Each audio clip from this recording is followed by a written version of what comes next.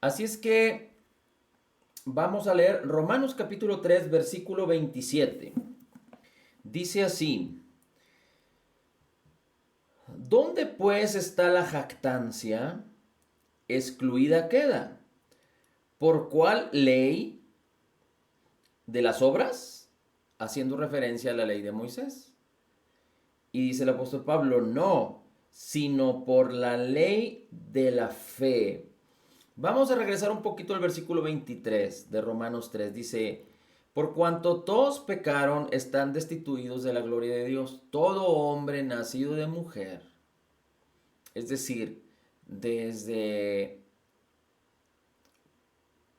digamos, Caín, Abel, Set, desde ahí hasta entonces, todo hombre nacido de mujer, hombre, mujer, toda persona, todo ser humano nacido de mujer, bueno, los únicos que quedan excluidos son Adán y Eva, pero nacen destituidos de la gloria de Dios por el pecado original.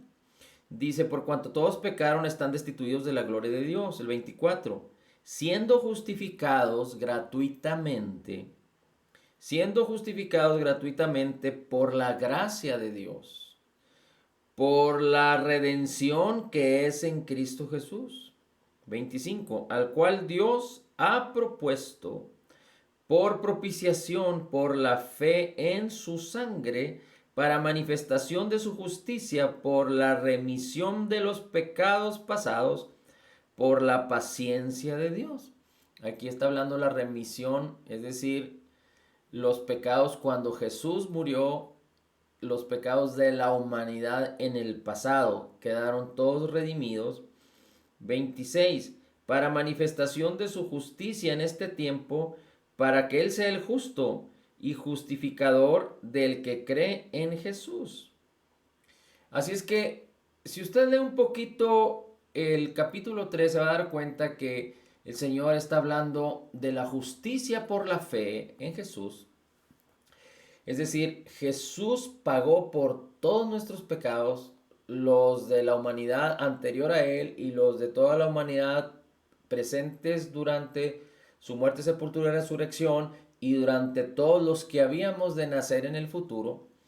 Y dice la Escritura que no hay jactancia para que el hombre pueda gloriarse en sí mismo y en su justicia.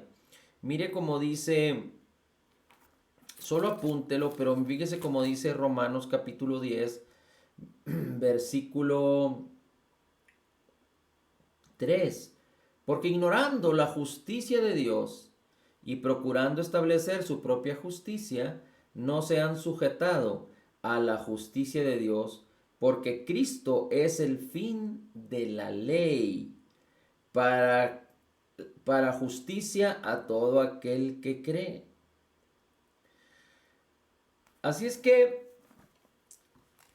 Romanos 10:3, y si lo unimos con Efesios capítulo 2, versículo 8, 9 y 10, vamos a encontrar en Efesios que dice que somos salvos por gracia a través de la fe, y esto no es de nosotros, sino es un regalo de Dios, no es por obras para que nadie se gloríe, no es a través de las obras para que nadie se jacte, no es a través del cumplimiento de la ley, lo cual ningún hombre puede hacer para que no haya jactancia.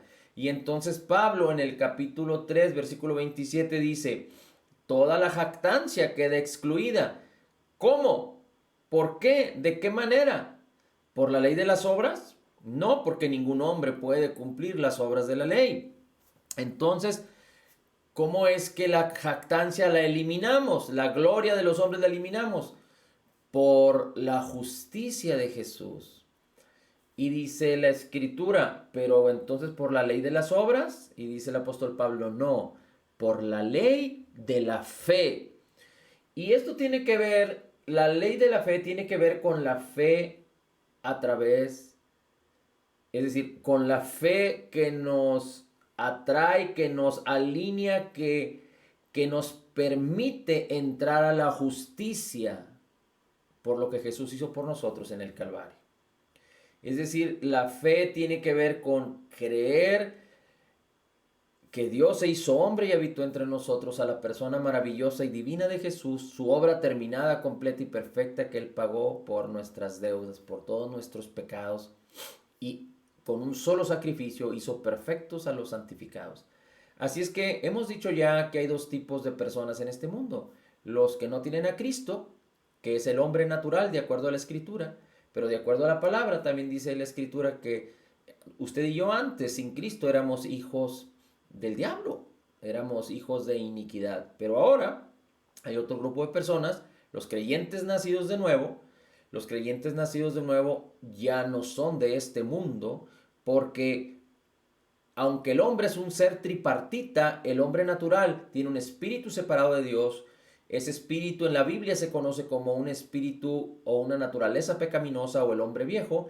Tiene un alma y un cuerpo, pero el hombre nuevo, que ha sido creado en la justicia y santidad de la verdad, es un espíritu nuevo que Dios creó. Quitó nuestro espíritu viejo, nuestra naturaleza pecaminosa, la cual fue crucificada en la misma cruz de Cristo, y nos fue dado un espíritu nuevo, que fue unido con el Espíritu de Cristo. Vino el Espíritu de Cristo, dice la Escritura: por cuanto somos hijos, Dios envió el Espíritu de su Hijo a nuestros corazones. De tal manera que el nuevo creyente es un ser tripartita, espíritu, alma y cuerpo, y tiene un espíritu perfecto sellado con el Espíritu Santo de la promesa. Y así es que nuestro espíritu y el Espíritu de Cristo son uno.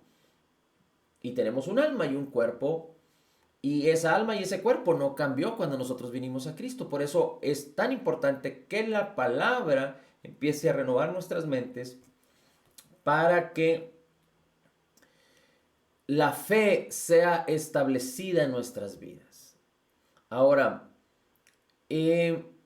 vamos a hablar acerca de la ley de la fe, y vamos a involucrar particularmente el tema de la salud divina, o de la sanidad divina, o del bienestar. Sanidad divina, salud divina y bienestar. La sanidad divina tiene que ver con el poder de Dios para sanar el cuerpo.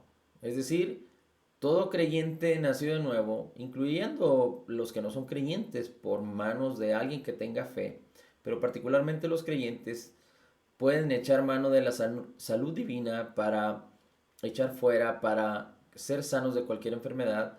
La salud divina, esta es la sanidad divina. La salud divina tiene que ver con vivir libres de enfermedad. Vivir libres de enfermedad. Y el bienestar tiene que ver con vivir en lo mejor de Dios. Y una de las partes importantes del bienestar es la salud. Otra parte es la economía, y otra parte son nuestras relaciones.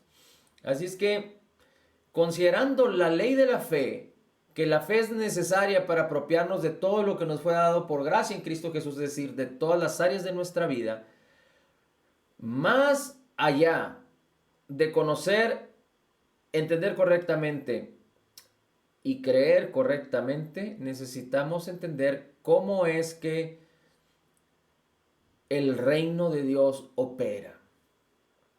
Porque usted puede, a usted le pueden decir acerca de este mundo y de todas las bondades y bendiciones y riquezas que hay en este mundo. Pero si usted no sabe cómo aprovecharse de las bendiciones que hay en esta tierra, en este mundo, en lo natural, ¿cómo es que va a aprovechar toda la bendición en donde usted fue plantado? Es decir, así como Adán y su mujer fueron plantados en el Edén, y en donde todo era perfecto, en donde Adán no tuvo ninguna necesidad de pedirle a Dios algo, porque Dios ya le había dado todo, pero era importante que Adán conociera lo que le fue dado para poder beneficiarse de ello. Bueno, asimismo nosotros en este mundo tenemos, hay leyes que Dios ha establecido. Por ejemplo, la ley de la siembra y la cosecha. Tenemos que entender que toda especie tiene o que todo ser vivo tiene su especie, y que hay una ley de la siembra y la cosecha, que hay una ley de la gravedad, que hay una ley de la termodinámica, no porque se descubrió después del año 1000 o del año 1500 o etcétera en los últimos 200, 300 años significa que fue cuando Dios bendijo a la tierra, a la creación con la termodinámica, con la ley de la siembra y la cosecha. Bueno, la ley de la siembra y la cosecha se conoce desde años, desde siglos, inclusive antes de Cristo, pero ¿cómo es que hoy en día el hombre se ha beneficiado de la ley de la electricidad, de la ley de la gravedad, y tuvo que conocer cómo es que esta ley operaba en este mundo para tomar el beneficio? La ley de la electricidad, pues podemos beneficiarnos todos de ella porque por eso tenemos las luces, por eso tenemos todos los dispositivos eléctricos e inclusive los electrónicos, etcétera, etcétera, etcétera. Así es que es muy importante poder conocer cómo es que las leyes funcionan dentro de un reino.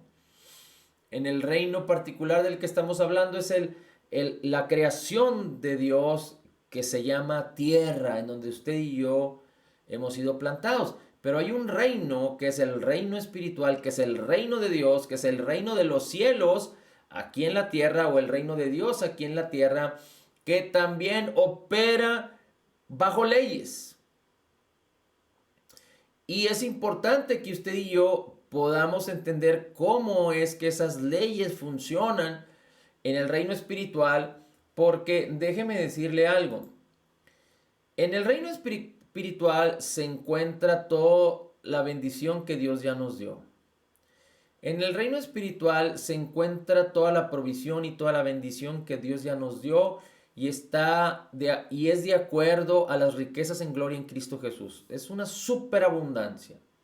Pero de nada sirve escuchar que la bendición que Dios ya nos dio, que nos concedió y que ya está inclusive en nosotros, en nuestro espíritu, en el ámbito espiritual, nuestro ser interior, una tercera parte de nosotros, está ahí en ese ámbito espiritual, en el reino espiritual de Dios. Recuerde que cuando hablamos del reino de Dios, el reino de los cielos en la tierra, estamos hablando de un reino espiritual que está en mayor posición o en mayor autoridad que el reino natural. Todo procede del reino espiritual y fue creado o fue traído del reino espiritual a manifestarse en este reino natural. Pero de nada sirve que nosotros hablemos tan bonito y tantas cosas acerca de lo que Dios piensa de nosotros, de lo que Dios nos ha concedido por gracia, de lo que Dios es y de lo que ha hecho por nosotros, si nosotros no aprendemos cómo transferir, cómo apropiarnos, cómo hacer que se manifieste toda ese amor de Dios, esa bendición de Dios, esa abundancia de gracia y el regalo de su justicia en este reino natural, aquí en nosotros. Si nosotros ya nacimos de nuevo, nuestro espíritu es perfecto, pero pudiéramos vivir toda la vida sin el entendimiento correcto, y aunque cuando venga el final de los tiempos estemos en una eternidad con Cristo, pudimos o podríamos entrar en la situación de que nunca sepamos cómo usar la bendición del reino. Y inclusive muchos creyentes podrían caer en el error de pensar que el asunto o el tema de Dios y de la fe y de la Biblia y de lo que Jesús hizo por nosotros es un tema religioso.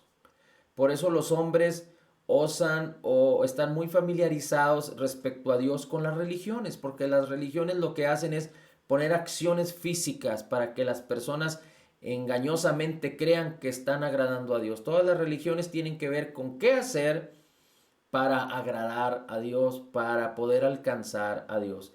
Y la Biblia no enseña que esa es la manera correcta.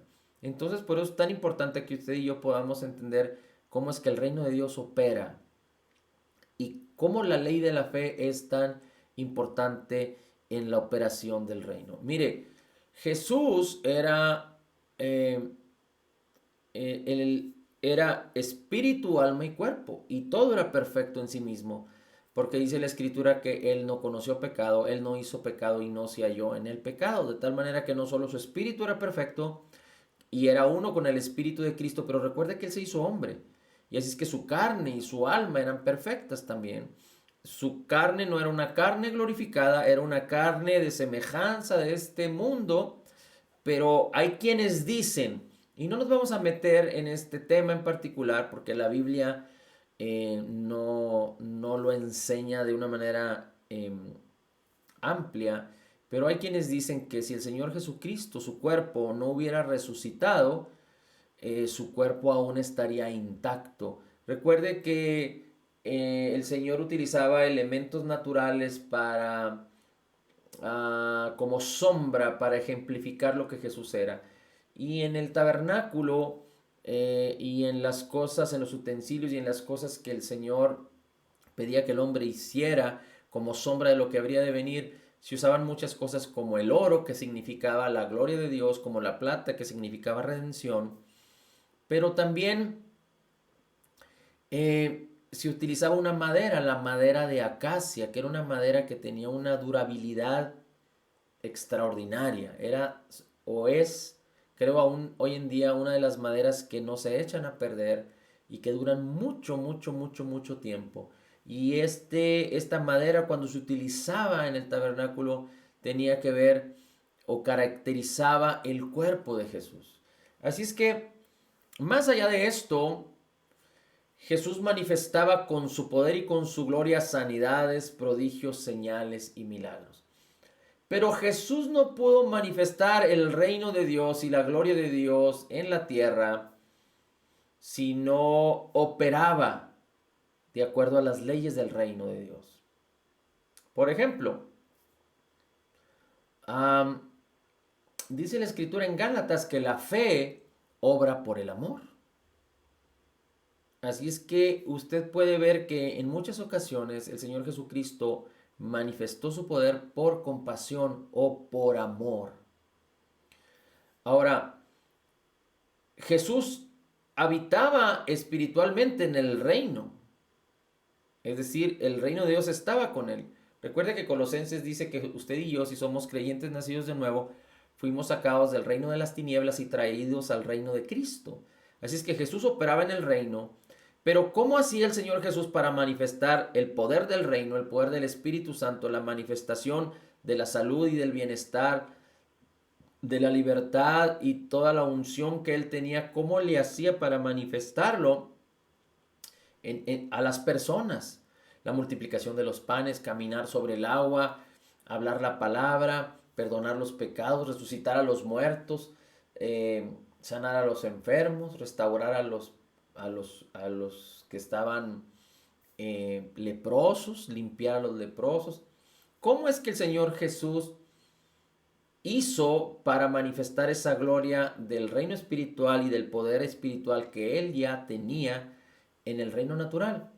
Él tenía que entender cómo funcionaban las leyes del reino, cómo opera el reino con leyes. Así como este mundo opera con leyes y usted se beneficia de ellas porque alguien tuvo el conocimiento de cómo estas leyes operaban y ahora muchos nos beneficiamos. Así entonces el Señor Jesús conocía y sabía cómo funcionaban estas leyes. Y hemos dicho ya que la fe es la que permite que haya la transferencia del reino espiritual al reino natural, del reino espiritual a este mundo. Por eso el Señor Jesucristo, cuando operaba en fe, que el Señor Jesucristo operó en fe de una manera continua en su ministerio, él podía sanar a los enfermos, limpiar a los leprosos, resucitar a los muertos, porque él operaba en fe. Amén. Así es que vamos a ver rápidamente unos versículos, porque recuerde que la fe en Romanos 10:17 dice que viene por el oír la palabra.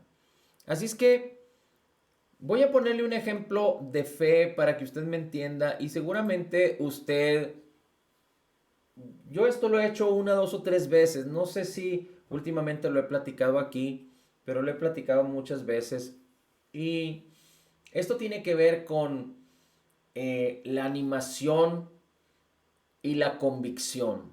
Una cosa es la emoción y otra cosa es la convicción. La emoción tiene que ver con una fe fingida y la convicción tiene que ver con una fe real.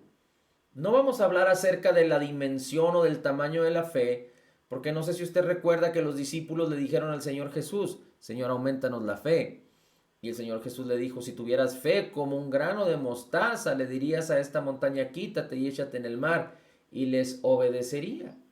O le dirías a este sicomoro, quítate y desarráigate y plántate en el mar, y les obedecería. Así es que no es un tema de tamaño de fe, porque de hecho Romanos 12:3 dice la escritura que Él nos dio la medida de fe. Hay una medida perfecta, igual para cada creyente nacido de nuevo. La fe es un regalo de Dios, lo dice la escritura también en Efesios 2:8.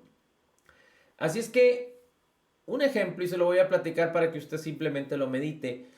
Si nosotros dijéramos acerca y estuviéramos hablando acerca de tener fe para resucitar muertos, y recuerde que la escritura nos enseña que tenemos la unción de Cristo. No tenemos la unción de Elías, no tenemos la unción de Eliseo, aunque ellos resucitaron muertos. Pero tenemos la unción de Cristo, que resucitó a muchos muertos. Él mismo resucitó por el poder del Espíritu de Dios y dice Efesios capítulo 1, versículos 16 en adelante, que usted y yo tenemos el Espíritu que levantó a Cristo entre los muertos. En Romanos 8, capítulo 10 y 11 dice la Escritura que el mismo Espíritu que levantó de los muertos a Jesús mora en nosotros. Así es que si habláramos de por la fe echar mano del poder de la resurrección de Jesús, el mismo poder que levantó a Cristo entre los muertos para orar por alguien que ha fallecido, que alguien que ha muerto, y pudiéramos estar compartiendo y hablando al respecto, yo le podría decir, tenemos fe para orar por un muerto y que sane. Y usted me diría, sí, sí tenemos fe, perfecto. Y si nosotros pusiéramos, imagínese que usted y yo estamos reunidos y que trajéramos una persona que acaba de fallecer, que es un creyente nacido nuevo o un inconverso. Y no era el tiempo en la que esa persona tenía que fallecer, todavía tenía mucho que dar en esta tierra. Y entonces hablábamos y decíamos, ¿tenemos fe para sanar? Sí tenemos fe. Pero hay una gran diferencia entre todos estar en conjunto y decir que tenemos fe, a entonces decirle a usted, digamos que estamos todos juntos y decimos, levante la mano, aquel que, si tenemos fe para resucitar a esta persona que ha fallecido, y a lo mejor todos levantaríamos las manos. Pero ¿qué pasa si yo le dijera, bueno, quiero por favor que levante la mano aquel que quiera pasar al frente y orar y hablarle a esta persona que ha fallecido para que resucite? Y ahí entonces el cliente se nos congela. Ahí entonces no todos levantarían la mano, podría haber alguno despistado que levantaría la mano sin saber qué es lo que está haciendo, habría otro que sería muy intrépido, pero particularmente hablando de la fe, ahí es donde todo mundo tomaría distancia. Y muchas veces los que escuchan a los que enseñamos se consideran que tienen un mayor nivel de fe que los que enseñan. Y esto no necesariamente tiene que ser así. Precisamente por eso compartimos y enseñamos la palabra y no enseñamos para que usted se convierta en dependiente de las personas, pero para que usted entienda lo que le ha sido dado en Cristo Jesús y que usted pueda operar en poder. Definitivamente que dos son mejor que uno, pero nunca hemos hablado de que debe funcionar uno arriba de otro. Le voy a poner un ejemplo de la fe. Cuando esto lo utilizan mucho, sobre todo en Estados Unidos, porque este ejemplo, porque en Estados Unidos funciona un poquito mejor la situación. Pero un policía, un tránsito, un policía tiene tanta autoridad en las calles, digamos que delante de los carros, que de tal manera que si un policía le hace alto a un carro, los carros se detienen con el simple hecho de hacer una seña o de prender una alarma de una torreta de auto de policía o enseñar una credencial o dar una palabra, tienen la autoridad para hacer que ese carro, para que ese vehículo se detenga o las personas pongan atención. Y esa persona echa mano de la autoridad que tiene por causa de que cree y sabe correctamente lo que significa la autoridad que le ha sido dada.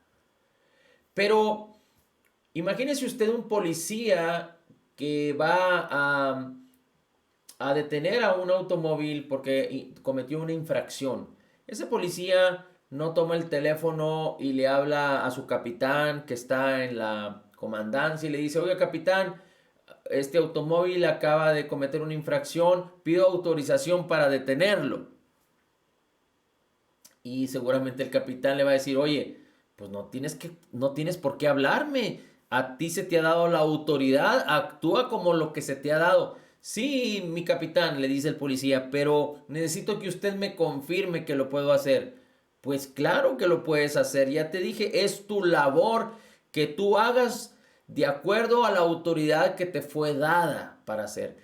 Y esto nos puede ayudar un poquito para entender que la fe te fue dada por el amor de Dios, por la bendición de Dios, para que tú te apropies lo que ya te fue concedido, lo que ya te fue dado en Cristo Jesús. Sabemos que no es por méritos, por nuestros propios méritos, sino es por causa de Jesús. Pero Dios ya hizo su parte, Dios ya se movió, Dios ya te proveyó de todo. Tú no tienes por qué pedirle algo a Dios que ya te dio. Ni tampoco tienes que pedirle a Dios que Él haga algo porque a ti te ha dado la fe. Y tú tienes que aprender a operar en la ley de la fe, en el reino de Dios, para que las cosas vengan a existencia. No es que vengan de la nada, sino del reino espiritual se manifiesten a este reino natural.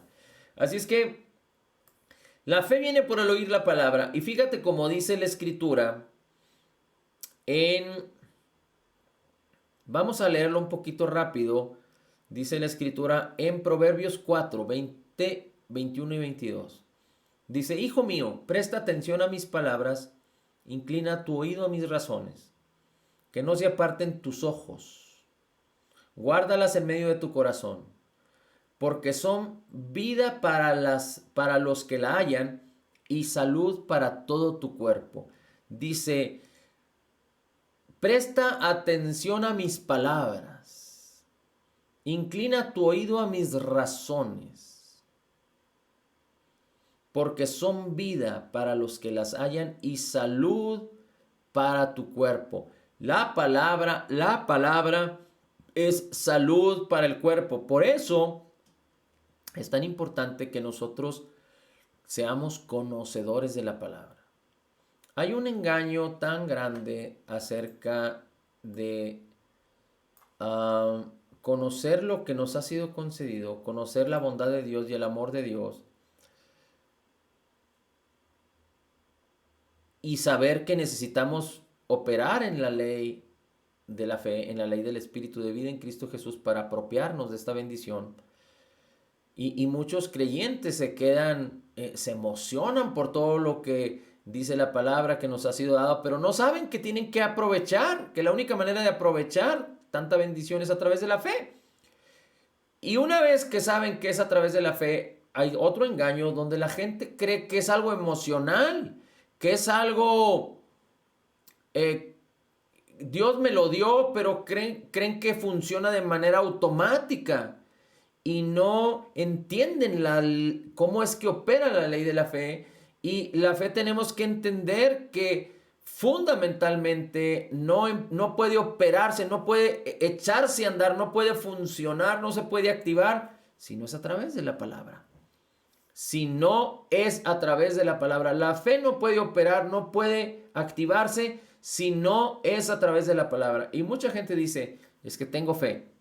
Y yo preguntaría, ¿cuánta palabra tienes para poder, si pudiéramos decirlo así, medir tu fe? ¿Cuánta palabra tienes? Porque la fe viene por el oír la palabra.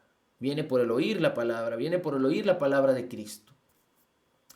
Así es que es bien importante que podamos echar mano de la palabra. Y aquí en Proverbios 4:22 dice, porque la palabra es salud para tu cuerpo. Ok, Proverbios 18, versículos 20 y 21.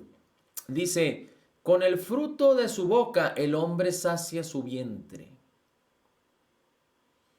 Con el producto de sus labios se saciará. Así es que si en mi boca pongo la palabra saciará mi vida. Fíjate cómo dice ahora, con el producto de sus labios se saciará. Fíjate cómo dice ahora el versículo 21. Muerte y vida hay en poder de la lengua, y los que la aman comerán su fruto. Quiere decir que en la lengua podemos hablar vida o podemos hablar muerte. Y aquí también hay otro engaño y otra confusión, porque las personas no consideran la importancia, el poder que tenemos en nuestra boca.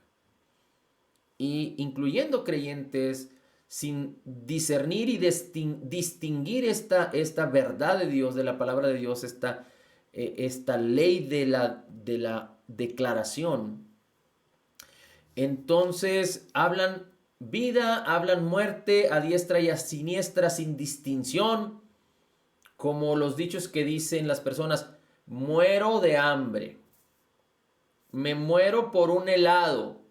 ¿Por qué están utilizando estas expresiones? Y inocentemente, y yo más bien diría, ignorantemente, negligentemente, las personas utilizan mal la palabra, sus palabras. Por eso el Señor en Romanos capítulo 12, versículo 2, nos enseña que no debemos conformarnos a este mundo, porque este mundo está constituido así, por eso no puede operar el poder. Pero opera más el poder del engaño y de la mentira y de la muerte, porque esas son las palabras que ponen en sus bocas. Porque cuántas veces ha oído hablar a las personas acerca de estoy vivo, amo la vida, te amo. Por ejemplo, estamos acostumbrados a dar los buenos días. Pues palabras como esas son las que deben de llenar nuestras bocas, pero hoy por hoy, para los creyentes nacidos de nuevo, pues tenemos que aprender la palabra de Dios para hablar de acuerdo a la palabra. Por eso el apóstol Pablo, entendiendo, conociendo estas leyes, la ley de poder hablar vida o muerte, habla acerca de que entre nosotros, los creyentes, tenemos que hablar con salmos, con himnos y cánticos espirituales. Bien, tenemos que hablar palabras que edifiquen, que añadan gracia a los que escuchan, es lo que dice el apóstol Pablo. Ahora, eso significa que es tan importante que nosotros declaremos, pero no solo que declaremos por declarar, pero que entendamos la diferencia entre el poder de declarar vida y el poder de declarar muerte. Ahorita vamos a ver un poquito más adelante cómo poder utilizar esto. En el Salmo 107, versículo 20, dice, el Señor envió su palabra y los sanó y los libró de la muerte. El Señor envió su palabra y los sanó y los libró de la muerte. Y por último, vamos a ver nuevamente otra porción de la Escritura para empezar a desmenuzar cómo es que la ley de la fe opera. Esta porción de la Escritura usted la ha leído ya algunas veces. La leímos en Marcos, después creo que la leímos en Mateo, también viene en Lucas. En los 3 evangelios sinópticos se encuentra esta historia escrita con diferentes perspectivas. Recuerde que Mateo, Marcos y Lucas, muchos de las enseñanzas están descritas ahí, no en los 3 se describe lo mismo, pero en las historias o lo que se describe en los 3 se describe con diferentes perspectivas. Es importante recordar que Mateo, Marcos y Lucas escriben en un periodo similar de tiempo y el único que escribe al último de los tiempos de todos los discípulos o los apóstoles del Señor Jesús fue el apóstol Juan, que fue el último que escribe al final de los tiempos, de hecho hasta después del apóstol Pablo. Bien, Marcos capítulo 5 versículos 21 al 43. Marcos capítulo 5 versículos 21 al 43.